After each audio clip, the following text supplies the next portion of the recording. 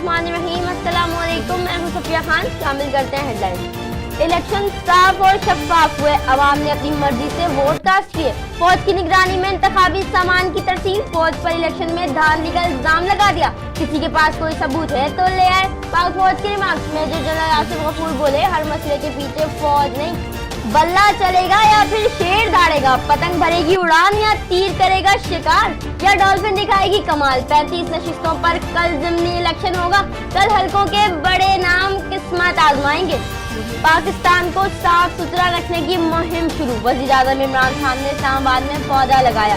Clean and green Pakistan का आगाज किया। सदर मुमलिकत भी मैदान में आ गए। कराची के इलाके कोरंगी में पौधा लगाया। बूंद बूंद को तरसे इलाका मकीनों का पानी के लिए एहतजाज। जमहूरियत के सिवा मुल्क में किसी और नाम की जरूरत नहीं, कोई आइन से इनराफ नहीं कर सकता।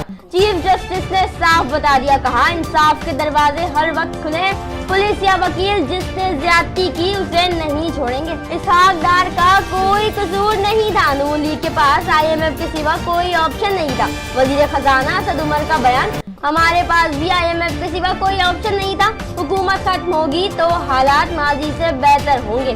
पाकिस्तान IMF से $15 अरब कर्ज देगा। आलमी इदारे इंस्टीट्यूट ऑफ इंटरनेशनल फाइनेंस का दावा, कहा IMF से 3 साला मुआहिदा तय पाया जाएगा। मजीद कहा प्रोग्राम के लिए पाकिस्तान को मजीद शराइत पर अमल करना होगा। तब्दीली यहाँ नहीं रही, तब्दीली आ गई है। शाहिद खान अब्बासी ने इमरान खान को लीडर मान लिया। बोले 50 साल में सिर्फ 4 ही लीडर पैदा हुए। इमरान खान का नाम भी लिया, कहा बड़ी कुर्सियों पर छोटे लोग बैठे।